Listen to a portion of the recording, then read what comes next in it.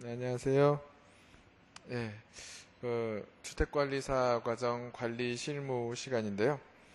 이번 강의는 이제 여러분들이 누구나 이제 참여하실 수 있는 공개 강의다 이렇게 하시면 되겠죠. 그래서 주택관리사 제도에 대해서는 여러분들이 어느 정도 아실 겁니다. 일정 규모 이상 되면은 주택관리사 등을 채용해야 된다 이런 걸 알고 계시죠. 시험에 합격하시면은 주택관리사 보가 되고 또 일정 경력이 되면은 주택관리사가 되는 거 전부 다 알고 계실 거예요. 이렇게 주택관리사 등의 자격증이 있어야 여러분들이 공동주택의 관리소장으로 근무하실 수가 있습니다.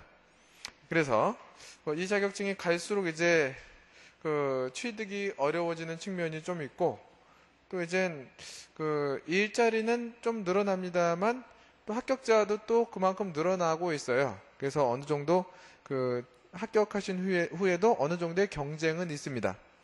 그렇지만은 절대적인 일자리 자체는 늘어나고 있습니다. 왜냐하면 재개발이다, 재건축이다 그러면 전부 다 아파트를 짓잖아요. 그죠?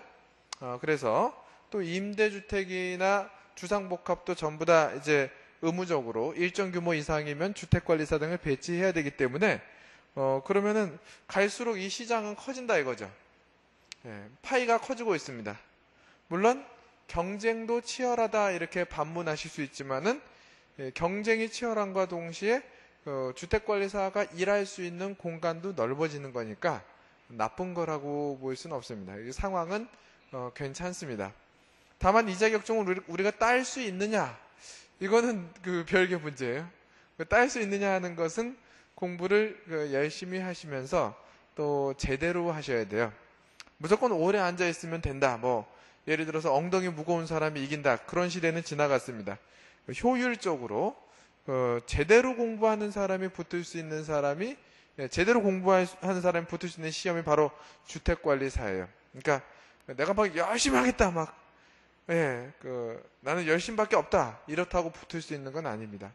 성실하면서 동시에 어떻게 공부해야 되느냐, 공부 방법적인 거 이런 것들이 상당히 중요하고요.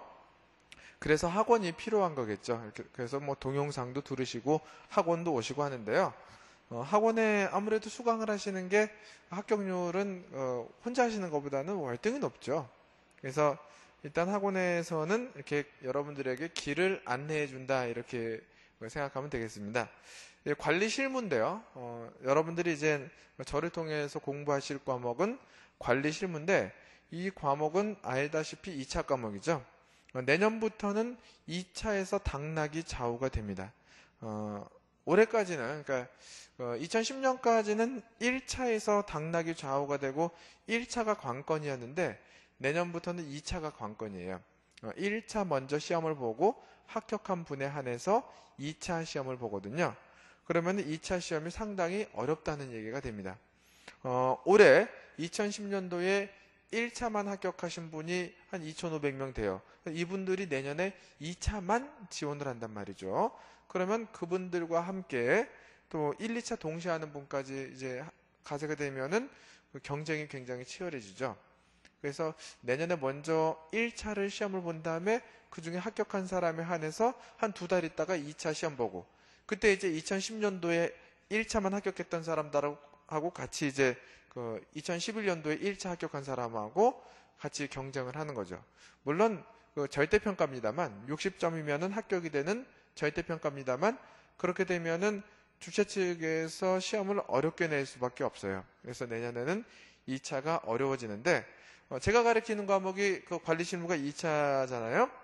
그래서 저는 전략을 기본적으로 쉬운 문제는 절대 틀리면 안 된다. 그래서 최대한 실수를 줄이고 꼭 맞춰야 될 문제는 우리가 반복해서 무조건 맞춰야 됩니다.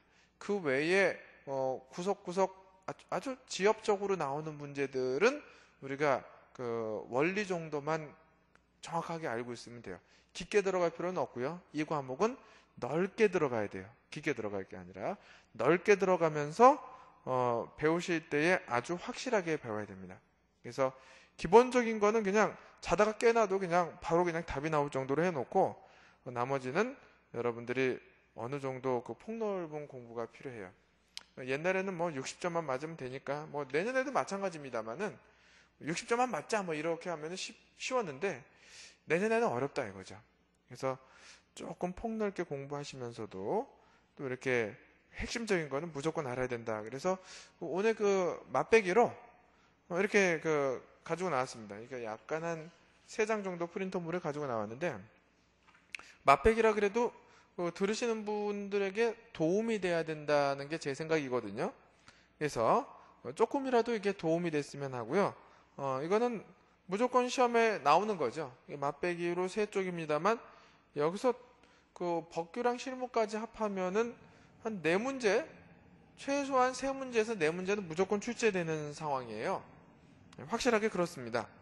그래서 1페이지에 보면은 주택의 분리에 대한 내용이 나오는데 이렇게 우리가 행정적인 거를 다 공부한 다음에는요. 기술관리, 시설물 관리를 공부를 해요. 그래서 관리실무는 행정관리하고 시설관리. 뭐 행정관리라는 건 뭐 법규라든지 뭐 4대 사회보험이라든지 사무관리, 뭐 회계관리 이런 게 이제는 사무적인 거, 입주자 관리, 행정관리 이런 거고 그 다음에 이제 시설물에 대한 관리가 이제 이어지거든요. 그래서 어떻게 보면은 이거는 막 여러 가지가 복합적이에요. 관리 실무는 뭐 법규라든지 뭐 시설 결혼 이런 게 막 복합이 되어 있어요. 어떻게 보면은 이게 이 과목이 왜 있나 싶을 때도 있어요. 뭐 법규에서 다 어느 정도 커버가 되고 뭐 시설에서 어느 정도 다 커버가 되는데 이게 조합이 돼 가지고 나오거든요. 관리 실무는. 예, 보겠습니다. 건축법 시행령에 의한 단독주택과 공동주택. 단독주택이냐 공동주택이냐 이거를 분류하는 거는 무조건 시험에 출제가 되더라 이거죠. 네, 그래서 볼까요?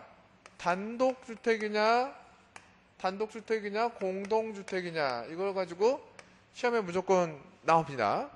우리는 공동주택 쪽에 관심을 가져야죠. 왜냐하면 우리는 공동주택관리사거든요. 그래서 공동주택 하면 여러분들이 좋아하시는 거 아파트, 연립주택, 다세대, 기숙사 여기까지는 건축법 시행령에서 말하는 공동주택이 됩니다. 그리고 단독주택은 우리가 흔히 말하는 그냥 단독 가정집, 그 다음에 다중주택, 다가구, 그 다음에 공관 이렇게 있어요. 공동주택부터 볼게요. 아파트는요, 그 주택으로 쓰이는 주택 층수가 5개층 이상이면은 아파트입니다. 공동주택인데 어떤 그 지하 부분이나 이런 거 빼고 순수하게 사람이 거주하고 있는 곳이 5개층 이상이면 그거는 아파트예요. 예를 들어서 5층은 5층인데 1층은 주차장으로 쓰고 사람이 살지 않는다. 이건 아파트가 아닙니다. 그러니까 이런 거 있잖아요. 보면은 이렇게 주차장이 있고 아래는 이렇게 기둥만 세워놓고 주차장이다 이거죠. 주차장이고 여기 위에는 사람이 살아요. 그러면은 주차장을 빼고 나면은 1, 2, 3, 4 주택으로 쓰이는 층수는 순수하게 4개 층입니다. 물론 층수는 5층이지만은 주택으로 쓰이는 층수는 4개 층이에요. 그럼 이거는 아파트가 아니에요. 아파트가 되려면 하나 더 있어야 돼요. 아니면 1층이 주차장이 아니든지 이렇게 다리만 세워놓고 주차장으로 쓰는 거, 기둥만 세워놓고 주차장으로 쓰는 이런 구조를 우리가 필로티 구조다 이렇게 얘기를 하죠. 필로티 구조. 굉장히 중요한 말이죠. 시험에 잘 나오는 거 필로티 구조라고 얘기를 합니다. 그래서 요거를 빼고 5개층 이상이 돼야지 우리는 아파트다라고 얘기를 해요. 그러니까 초미니 아파트도 있죠. 딱 5개층만 돼 있어도 사람이 살고 있고 그 공동주택 형태다. 그럼 그거는 아파트라고 얘기를 합니다. 아파트. 그 다음에 그 연립은 뭐냐?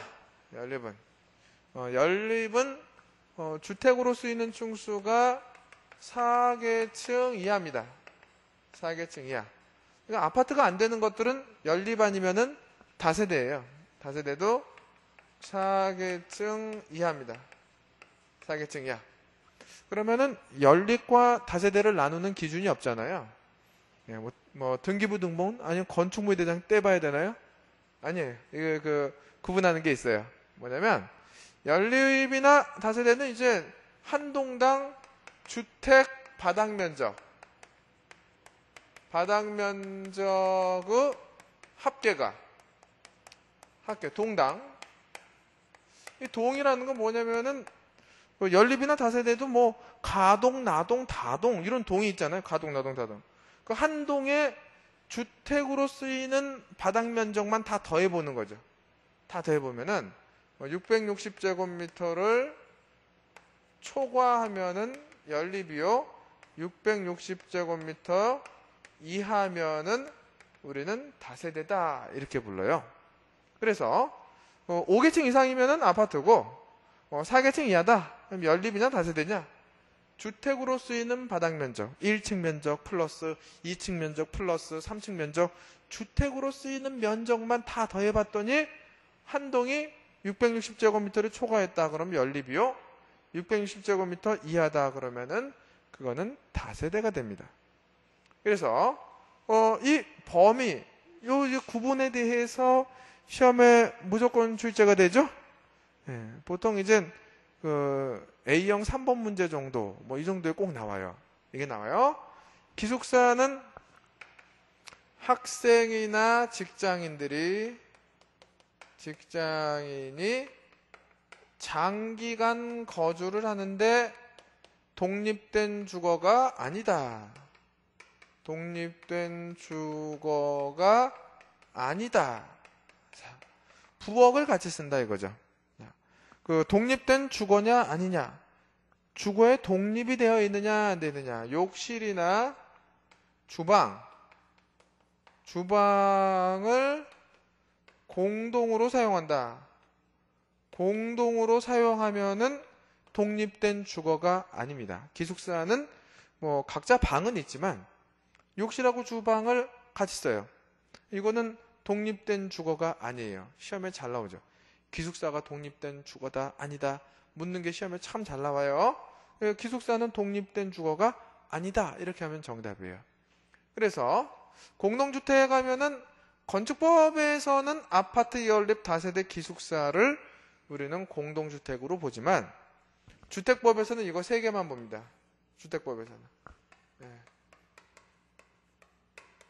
주택법상의 공동주택은 아파트 연립 다세대까지고, 건축법상 이렇게까지 하면은 기숙사까지 하면은 이거는 건축법상의 공동주택이 되는 거예요. 그러니까 그 범위가 다르죠. 중요하죠. 주택법에서는 아파트 연립 다세대까지만 공동주택으로 보고 건축법에서는 이거 3개와 기숙사까지 합해서 건축법에서는 공동주택으로 봅니다. 그래서 공동주택의 범위를 잘 알으셔야 되고, 그래서 근데 거기 보니까는 이제 단독주택도 나와 있어요. 단독주택은 제가 말로만 설명을 할게요. 단독주택에서 단독주택 형태를 갖춘 가정보육시설, 공동생활가정, 지역아동센터 및 노인복지시설을 포함한다. 그리고 밑에 공동주택에도 보니까 가정보육시설, 공동생활가정, 지역아동센터, 노인복지시설을 포함한다 이런 말이 나와 있는데 이건 무슨 말이냐면요. 여러분 예를 들어서 단독주택이나 아파트에서 무슨 슈퍼마켓 해도 되나요? 뭐 미용실이나 아니면은 슈퍼마켓이나 이런 거 뭐 태권도장 뭐 이런 거